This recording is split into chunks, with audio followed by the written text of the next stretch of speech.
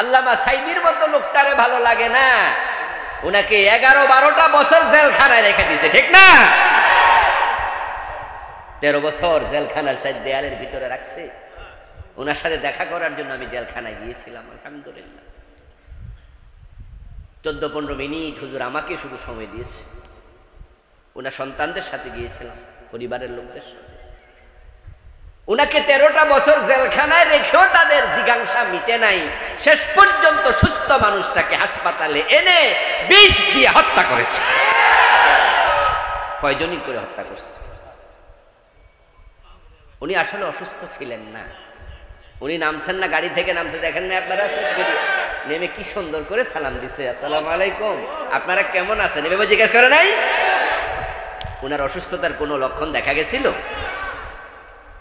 উনি জেলে এসেছেন শুনেই তখন উনার বড় সন্তান, এখন যে শামীম সাইদি ভাই, তিনি আমেরিকায় ছিলেন, উনি আসতে পারেননি। মাসুদ ভাই ঢাকার বাহিরে ছিলেন, তিনিও আসতে পারেননি। তৃতীয় জন, এখন মূলত চতুর্থ জন। প্রথম জন তো মারা গেছে, বুলবুল সাইদি ভাই।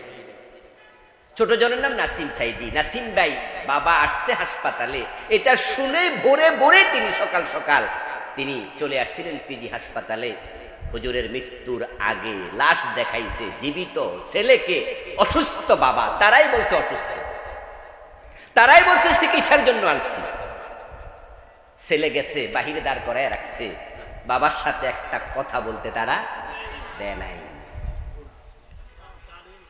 আমার বন্ধু, শেষ পর্যন্ত আল্লামা সাইদিকে তাদের পছন্দ হয় নাই, ভালো লাগে নাই। আল্লামা সাইদিকে এলিমিনেশন করে দিল। আদমের নাম ভালো লাগে নাই, আদম শুমারি বাদ দিয়া জনশুমারি করলো। ইসলাম ভালো লাগে না, কোরআন ভালো লাগে না, তাই কোরআনের পক্ষে হেফাজত জামাত যত আলেম আছে তাদেরকে বুকে গুলি চালাইল। যারা যেখানে পারছে ফাঁসি দিছে, গুলি দিছে। আল্লাহর সামনে দাঁড়াইয়া টিকতে পারে না কেউ।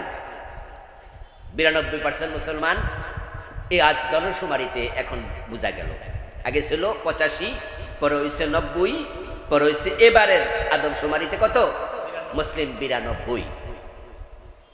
তো ওরা যখন ইসলামের বিপক্ষে দাঁড়াইছে, আল্লাহ তাআলা জুলাই আন্দোলনের মাধ্যমে, জুলাই বিপ্লবের মাধ্যমে তাদেরকে এমন ভাবে বাংলাদেশ থেকে এলিমিনেশন করে দিছে, এখন তাদের নাম নেয়ার সাহস কারো নাই, ঠিক কিনা?